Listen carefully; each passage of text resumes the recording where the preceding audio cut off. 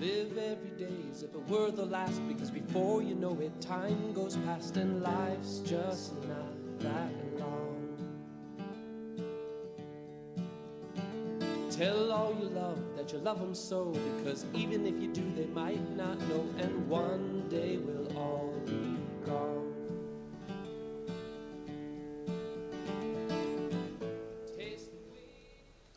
Wars have killed millions of soldiers for thousands of years. Imagine if we could interview those killed soldiers now. If they could speak to us from their graves, how many of them would not have become soldiers if they had known they would be killed in war? How many of them would not have become soldiers if they had known the complete reasons, the full story of why the war was happening? In times of war, all tribes, all governments lie to their people. In World War II, U.S. soldiers were dying and killing.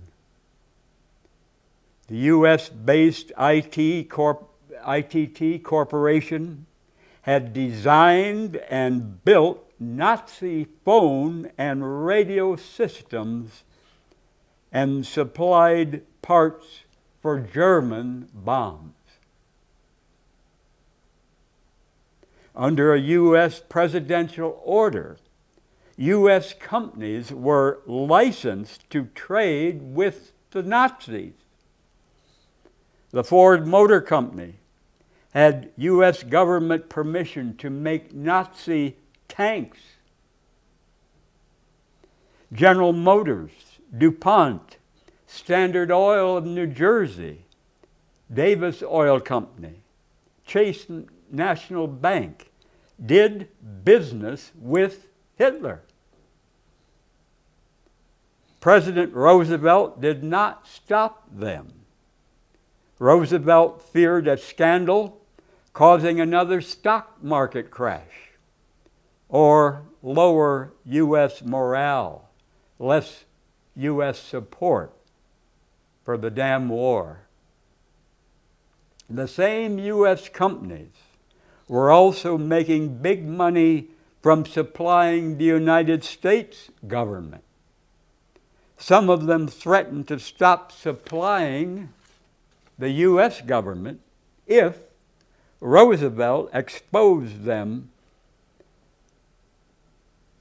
to the people of this country. Henry Ford was a good friend of Hitler's. Hitler kept Ford's picture in his office. Did we ever learn all of this in school? I surely did not. Have you ever heard this on U.S. radio or TV? Until now, here. U.S. soldiers were drafted to kill and to be killed, while some U.S. corporations became filthy rich off the slaughter, supplying both sides. Treason, murderous hypocrisy, while U.S. soldiers suffered hell and caused hell in war. All governments lie in times of war. I damn the United States and Israel's mass murder of about 30,000 Palestinian men, women, and children in Gaza. Many thousands more Palestinians with an amputated arm or leg, severe burns, on the edge of starvation, their homes destroyed, living in terror of when they and their loved ones will be murdered. If you pay federal income tax, you are paying for this hell in Gaza.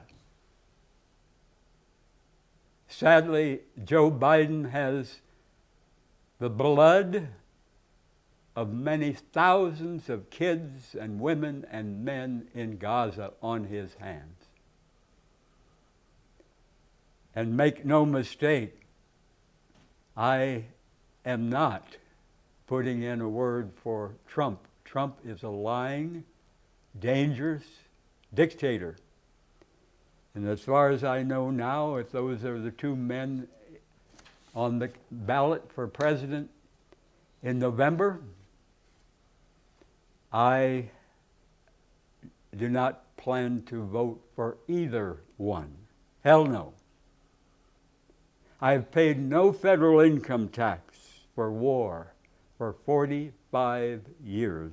I live on less than the federal income taxable level. And I've called our two U.S. senators, Ben Ray Lujan and Martin Heinrich, and our U.S. Representative Melanie Stansberry many times, urging them to oppose this war in Gaza. The U.S. has supplied billions of dollars and weapons for the mass murder of the Palestinian people. And it's absolutely evil.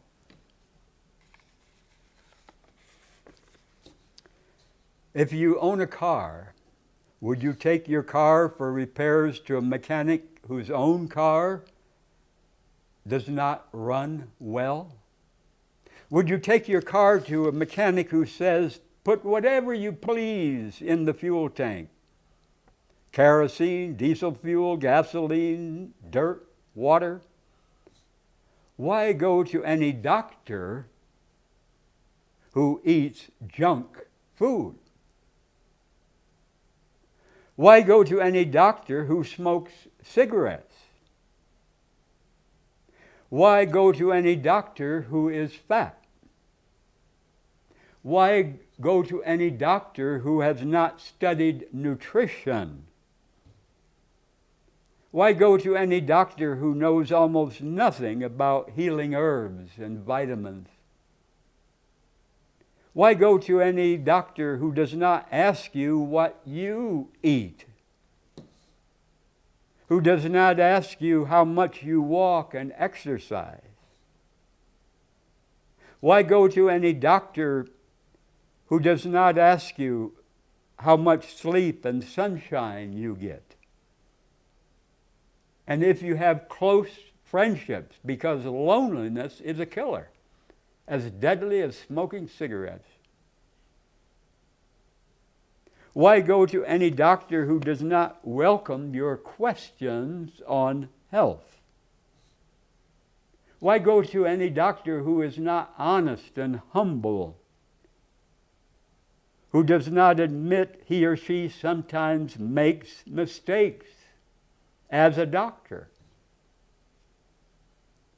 Why go to any doctor who acts as if he or she has nothing more to learn? Why go to any doctor who does not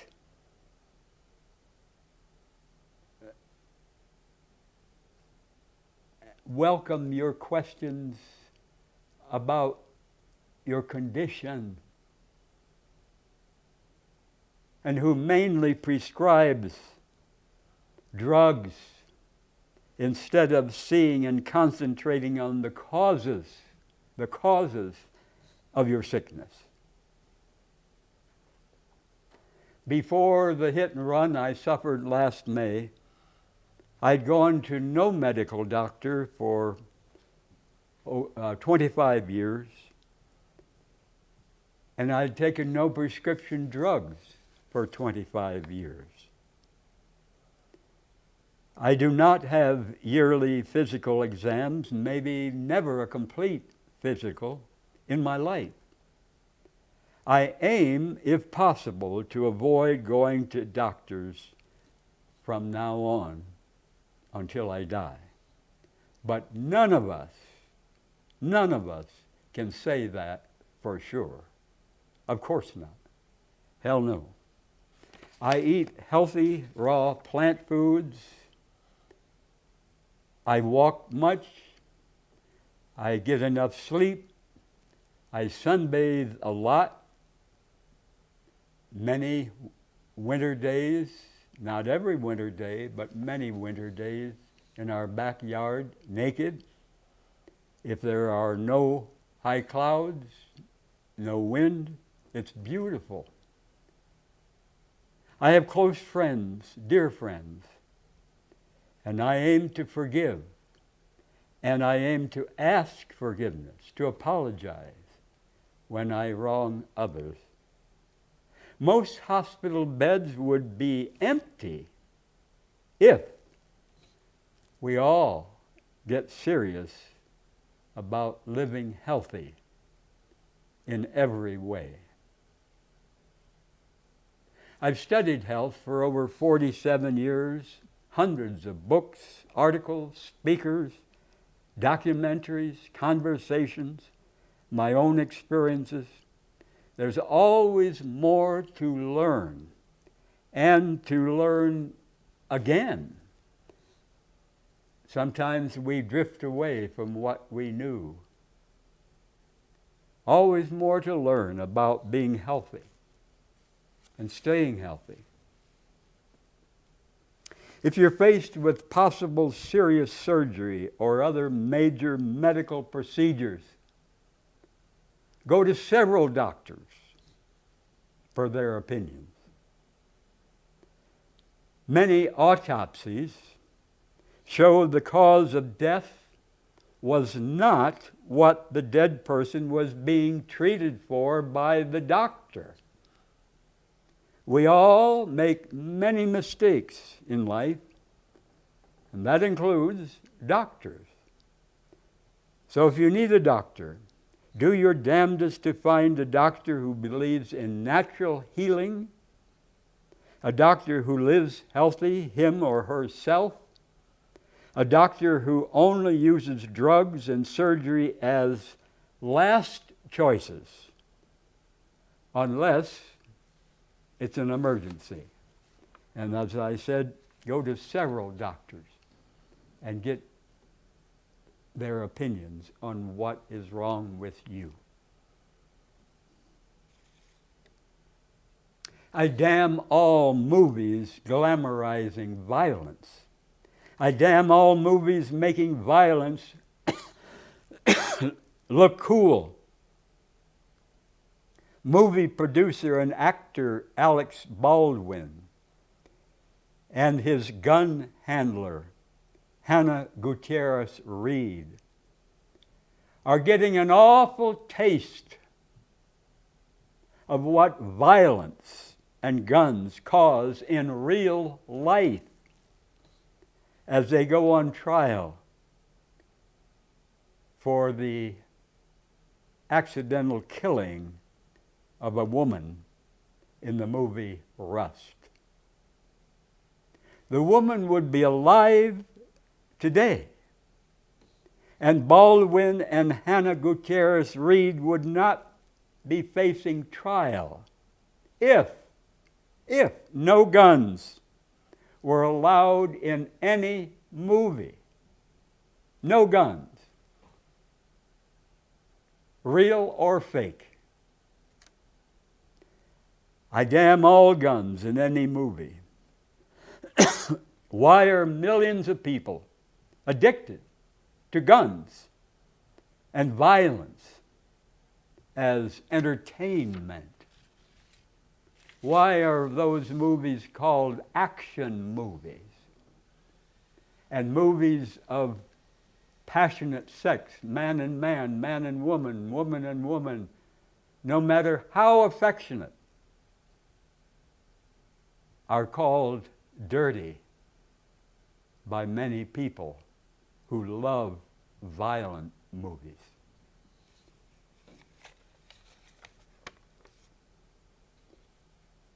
A woman wrote this to make teenagers think what becoming a parent means. If your child throws up all over your bed, are you or the father going to clean it up, stay up all night with a crying child, and then go to work the next day? When the baby is sick, will you cancel your plans with your friends and stay home? Will you skip buying clothes or the latest cell phone for yourself because you can barely afford food for your little one? Are you willing to give up your dreams of school or travel because the child you gave birth to will grow up and need shoes and education or medical care? Are you prepared for when this cute, cuddly infant becomes a screaming 2-year-old? If you continue your education, will you have the energy to work and care for a child who totally depends on you for all physical and emotional needs? And most important of all, can you handle all this alone if suddenly the father decides he's not ready for the responsibility? Signed, waited till I was old enough and glad of it. A single parent writes, are you emotionally, physically, and financially ready if you have a premature or handicapped baby? She says, I'm the parent of a severely handicapped son. His twin sister has ADHD, and by God's grace and just dumb luck, I am handling it well so far. Signed, flying solo in South Dakota. Parents need a sense of humor, an infinite amount of patience, and thick skin. Children take the longest time eating, using the bathroom, telling a story, asking a question, etc. And there will be many occasions when they will tell you that you're the meanest mommy or daddy, or that they hate you. Can you handle it with grace, firmness, and patience? From a wise mom in Alabama. And from someone in Michigan, my question is, can you provide a safe environment to raise the child? One of the biggest dangers to young children is abuse. Having heard so many stories about young parents shaking babies that won't stop crying or worse, this should be carefully considered before becoming a parent. No God helped millions of Jews, gays, gypsies, handicapped people, communists, Jehovah's Witnesses in the Nazi concentration camps and gas ovens. No God helped any of those millions. So why would I expect God to hear my prayers and help me? Why? If you believe in God, and if you believe God is fair, and God loves all people, how can millions of U.S. Christians thank God for their huge homes, their fancy cars, their far more money and stuff than anyone in the world needs, while millions worldwide and thousands here in Albuquerque have no home. Millions worldwide who suffer hunger and sickness.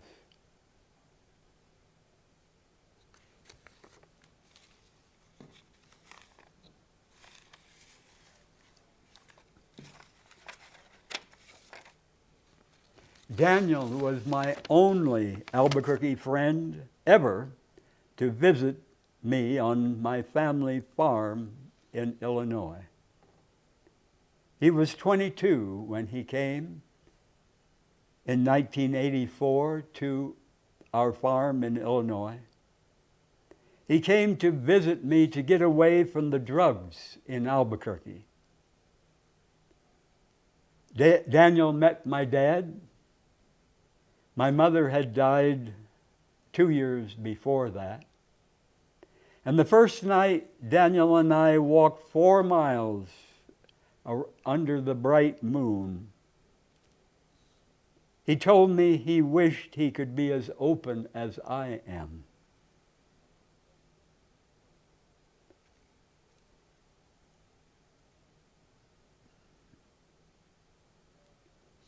That first night,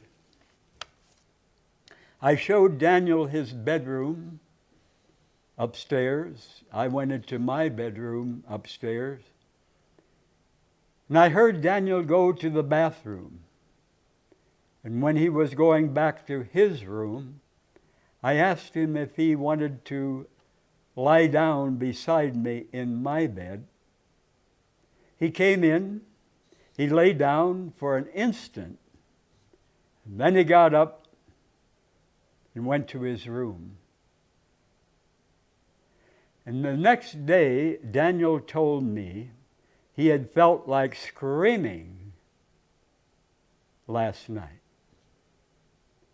My dad, who slept downstairs, would have freaked out if Daniel had screamed.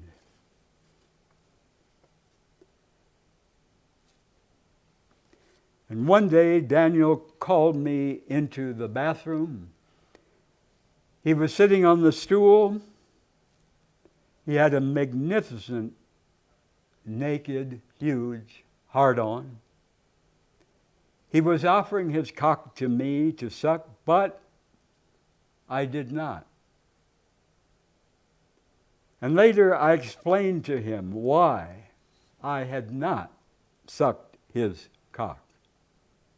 I told him I am attracted to him. But I know how changeable he was. I did not want him to think less of me. I did not want him to think less of himself.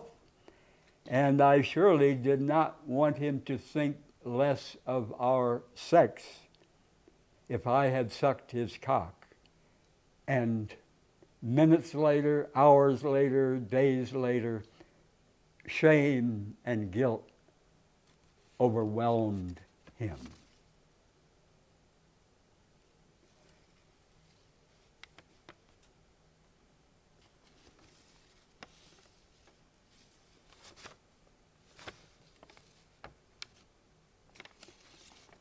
I'm losing my place.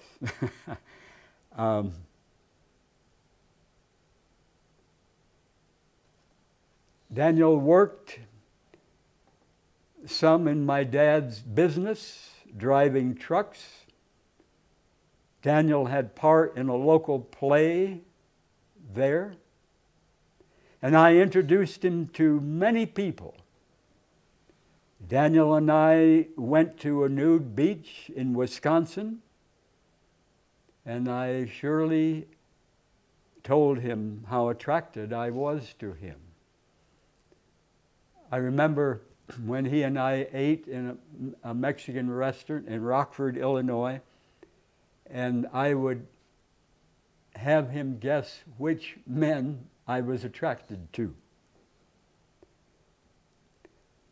After he returned to Albuquerque, sadly, Daniel got arrested on drug-related charges, and he did many, many years locked up. May 31st, 2011, Daniel visited me here in Albuquerque. He told me that day, May 31st, 2011, he wanted sex with me, which would have been for the first time. But he did not want a relationship. And Daniel said if I told anyone, he would kill me, maybe kill himself. I told him I want to celebrate sex with a friend, not keep it as a poison secret to keep him from killing me and himself. He and I did not have sex that day or ever. And that day we talked about his experiences in Illinois 27 years before. And when he walked out my door that day, he said, "I love you." And maybe that was the only time he ever said that to me since he and I met 39 years earlier. 2 days later, Daniel was dead, killed violently on the street near Broadway and Cole. I was devastated. I deeply, deeply loved dear Daniel.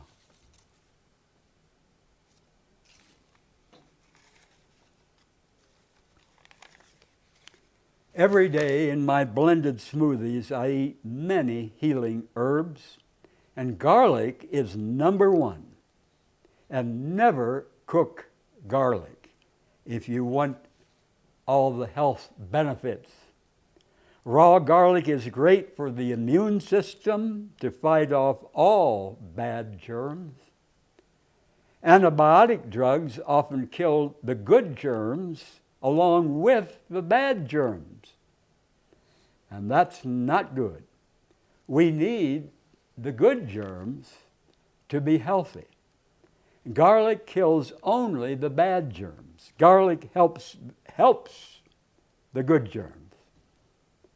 Garlic helps arthritis, high blood pressure, low blood pressure, colds, flu, congestion. Garlic helps cough, earache, diabetes, gangrene, hepatitis, herpes.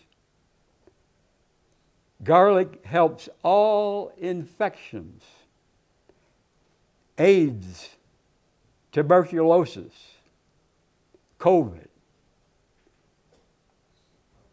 Garlic helps pneumonia, heart disease, insomnia, to give you good sleep.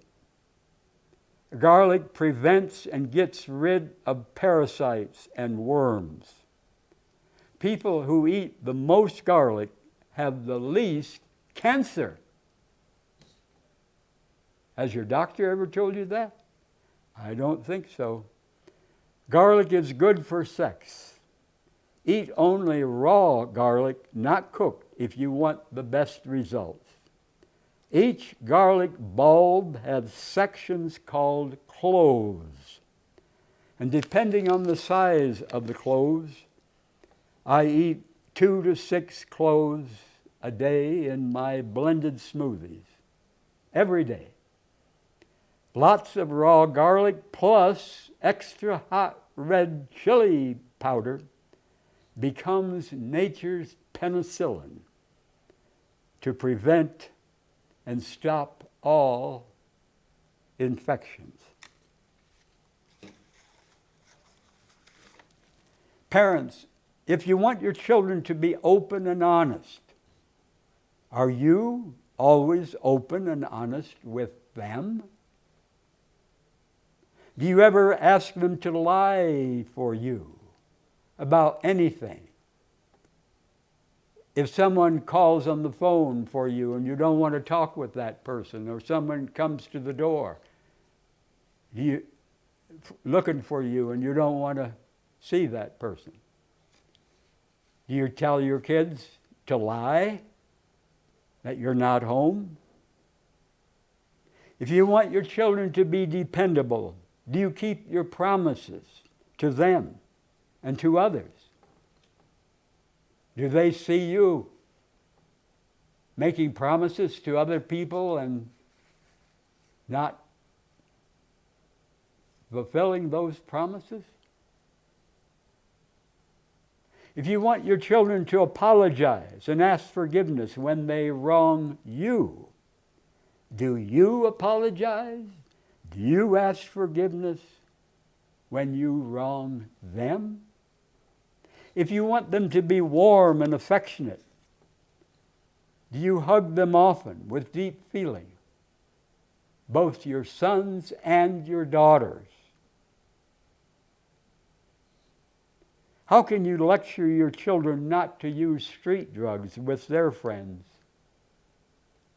if you are hooked on booze and Valium and junk food and cigarettes?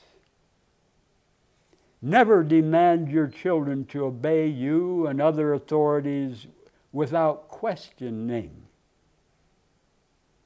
Now, when it comes to their being stopped by a cop, of course, never argue with a cop.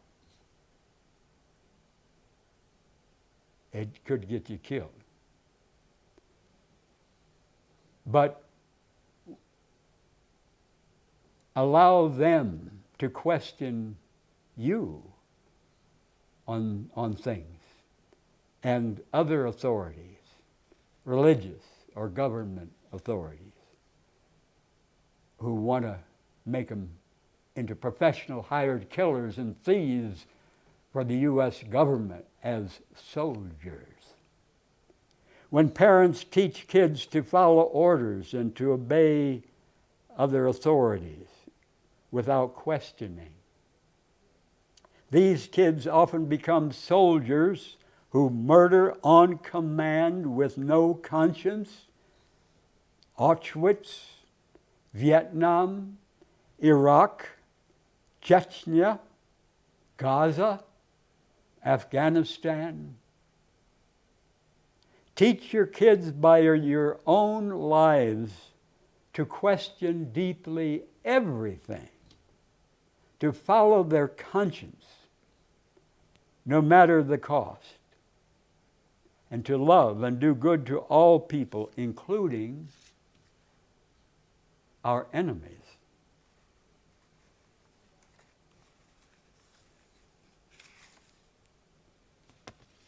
I must never expect someone to be more open with me about their lives, their feelings, if I am not open with them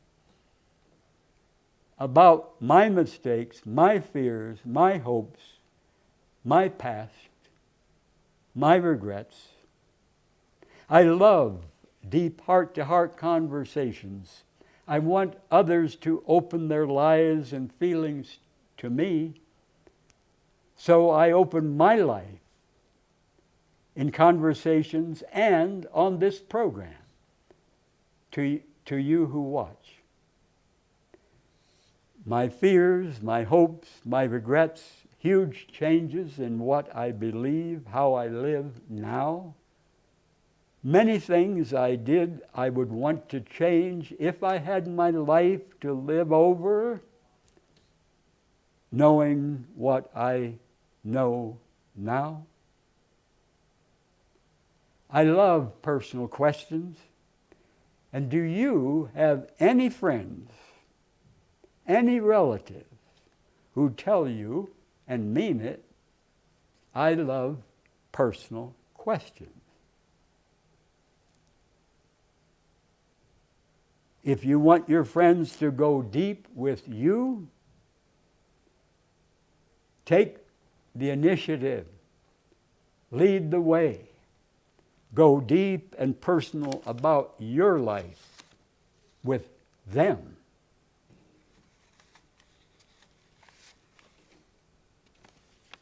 I was circumcised as a baby, and I sure as hell wish I had not been circumcised.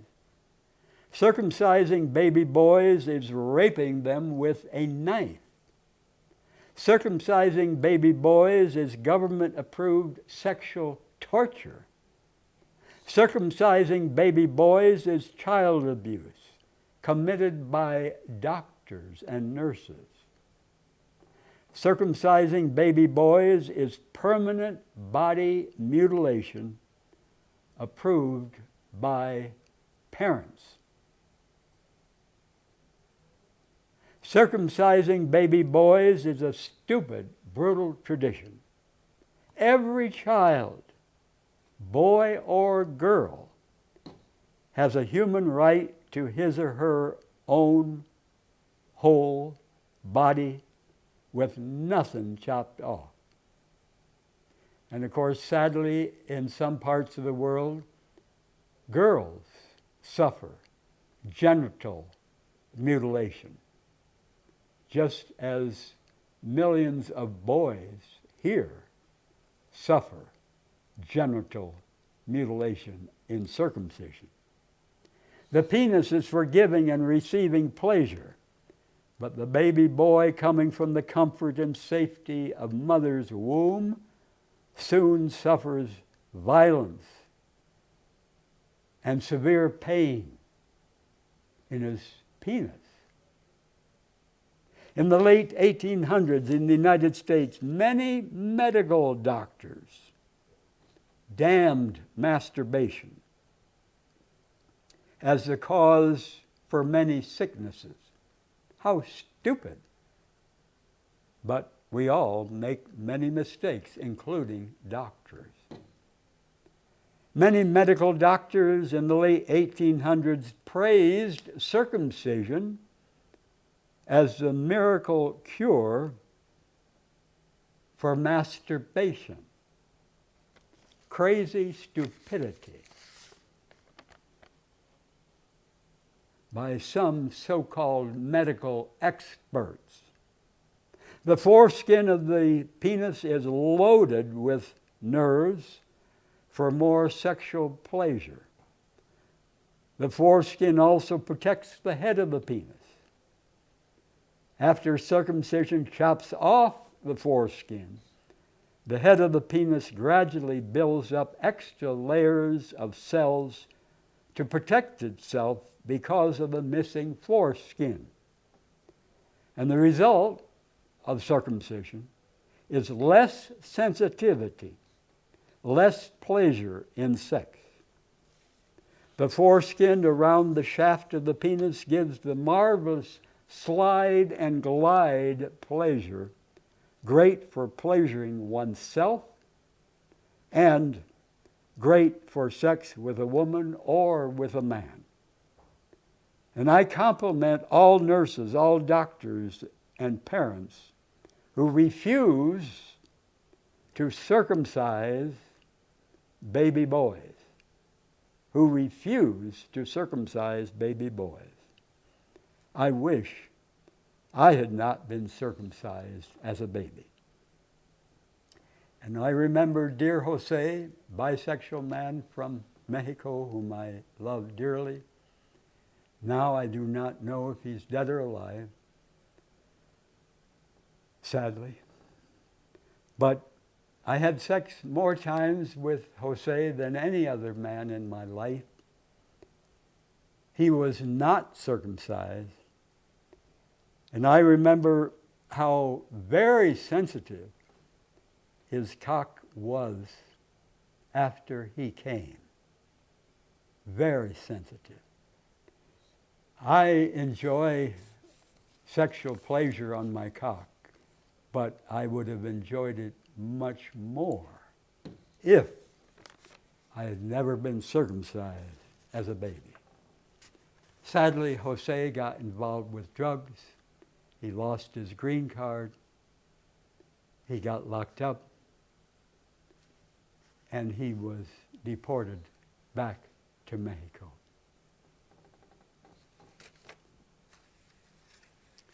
One of my favorite health books is Los Viejos, which means in English, the old ones, published in 1976. Los Viejos is about the very old people then in Vilcabamba in the mountains of Ecuador, South America. Some of them were well over 100 years old. One man, allegedly 132, still healthy, still active, still loving life. They worked hard, almost to the day they died. They had never taken prescription drugs. They never had yearly physicals. They ate mainly the simple foods from the earth, not crap from factories, not crap from fast food joints. They did not have much stuff, very little money, but they loved life. They treasured and talked about past romances, and they looked forward to new romances. The old men still had strong desire for sex and romance. And some of those people were married 80 years or more. And after one partner died, marrying someone else was common, up to 100 years old. They were never too old to want and to talk about sex and romance. Think of that. They were never too old to want and to talk about sex and romance. And why would an old man feel shame and guilt? Why would an old man consider himself a dirty old man for wanting sex and romance any more than a young man who wants sex and romance? And to have a good old age, we need healthy bodies. We need many warm hugs. We need a reason to get up in the morning. To have a good old age, we need passionate sex and romance, if possible. We need to help others. We need to enjoy nature. We need to take a strong stand for fairness and peace for all people on earth. To have a good old age, we need enough money to live simply. We need to eat only healthy food. We need to have a small, quiet place to live. We need close friends of all ages, from little kids to other old people.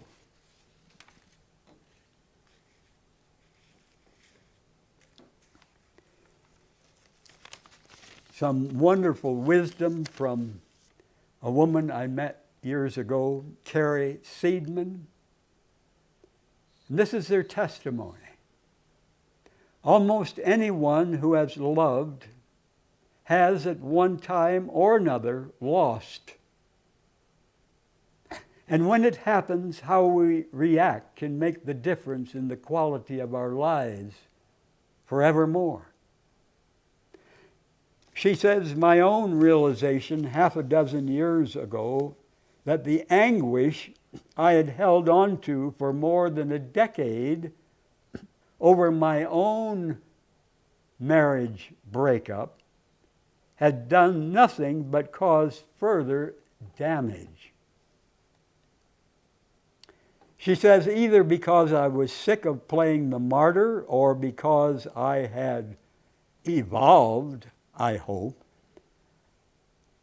I finally realized that when a relationship dies, hanging on to the hurt, to the anger, to the blame or revenge for anything more than the brief period of insanity that follows such a disappointment is as surely damaging as the breakup itself. It now seems so simple. I cannot believe it took me 13 years to get it. Life is not fair.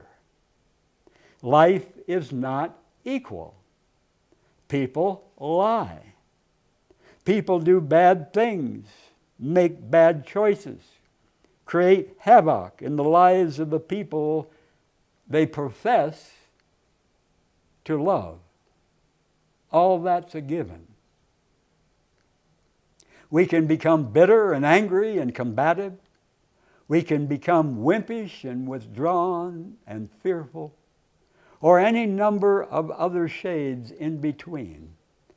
In fact, that's the only choice we do have when someone breaks our heart.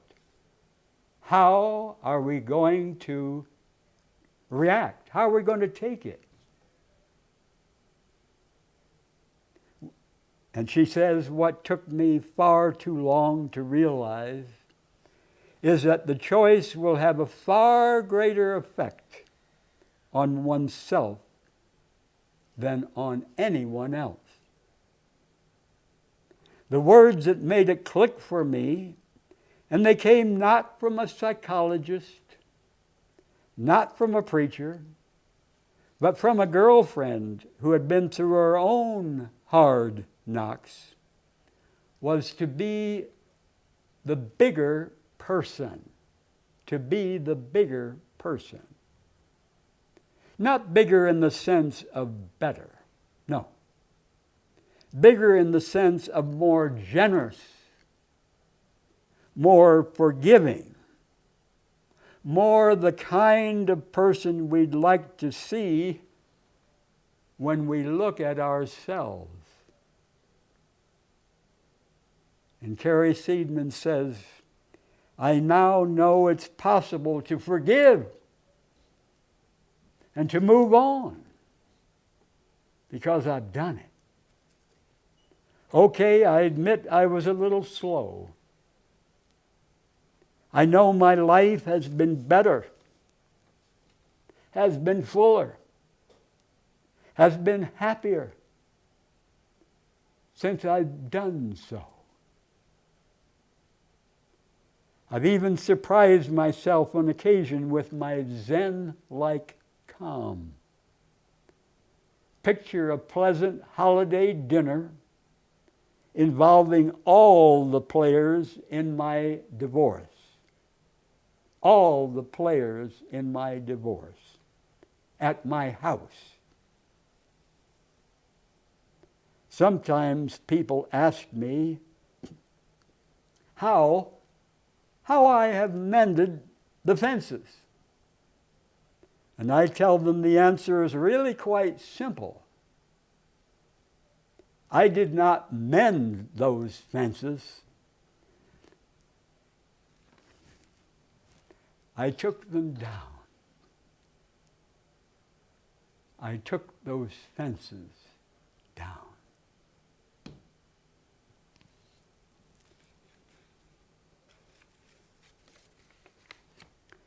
Years ago, here in Albuquerque, Paul Garcia buried his brother. And the same day, Paul's own wife and children left him after his brother's funeral. And the next day, Paul drank much tequila and beer. Paul was very depressed. Paul loved his brother who died. But, sadly, like in many families, they had become alienated. and had not made peace before the brother died. And Paul blamed himself for not making things right before his brother died. Paul was very depressed. He talked of killing himself. He got into his car, he drove, he crashed, killing a mother and a daughter. Booze dealers, booze manufacturers, booze advertisers get rich, filthy rich, off people's weakness and misery. Paul did not usually drink heavily. He did not. He never before had a ticket for driving under the influence. And he used to get mad when he heard news reports about drunken drivers killing people. If anyone had told Paul 2 weeks before that he would kill a mother and a daughter because of his damn drunk driving, he might not have been able to believe it, saying he would never be that stupid, never be that crazy, never be that cruel. But we all are weak in different ways at certain moments of our lives. And we can learn from Paul's tragedy. Booze is not the answer. I drink no booze. If you're depressed, booze makes you more depressed. And also from Paul's tragedy, we all need to apologize and reconcile in our families and with friends that we've fallen out with, to forgive and to ask forgiveness, because life is damn uncertain for all of us. Grudges poison our souls, and many people stand crying at silent graves because they had never made peace with a dearly loved family member or friend that they had become alienated from and that they had offended. A nuclear bomb hitting Albuquerque would be 3 times as hot as the surface of the sun.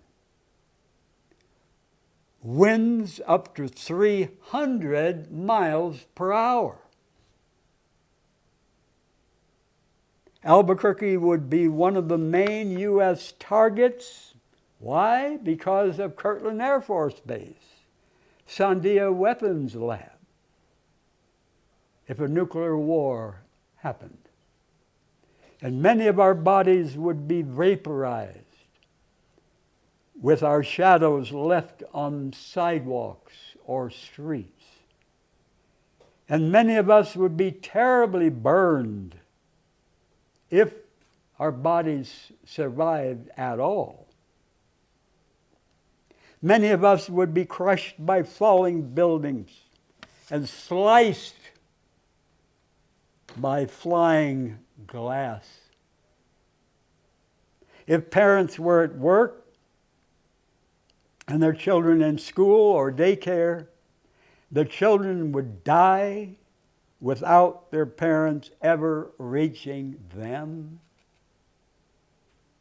U.S. nuclear bombs now are much larger than the bombs the United States used to mass murder Hiroshima and Nagasaki, Japan in 1945. A nuclear war between the U.S. and Russia would block out the sun for growing food.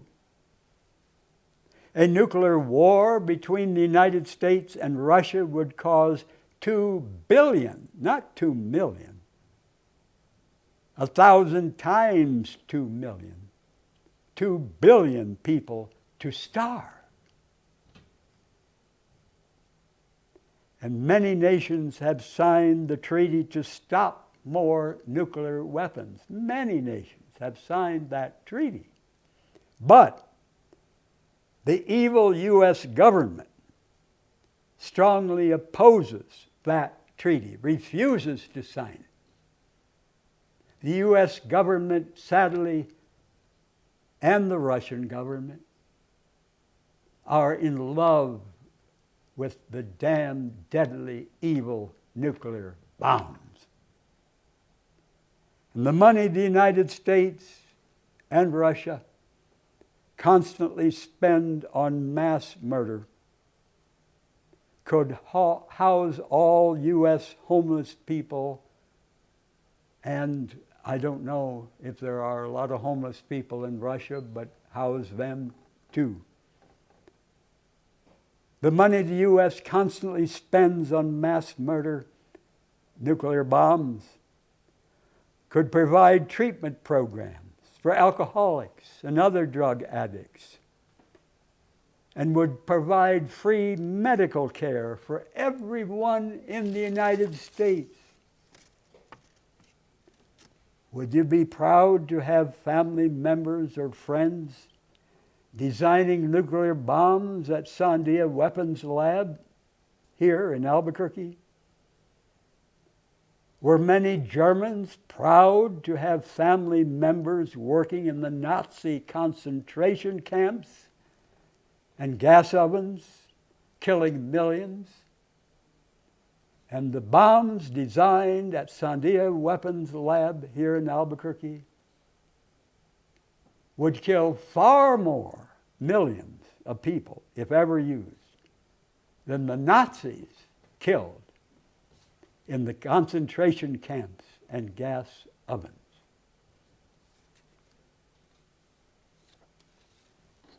I thank all of you for watching. And if you see me on the street or anywhere and you want to talk, please stop me. I love deep, heart-to-heart conversations and personal questions. And I thank very much, strongly thank Mark, Eddie, Travis for helping me dozens of times on the cameras and the high-tech controls, about which I know almost nothing. To your health, to my health, my fresh fists, and good night. Tell all you love that you love them so, because even if you do, they might not know, and one day we'll all be gone. Taste the wind, don't let it blow on by. Sing songs of love, let the music get you high, and when it's said and done, you'll know the sun will shine on. And when it's said and done, you'll know the sun will shine on. And when it's said and done, you'll know the sun will shine.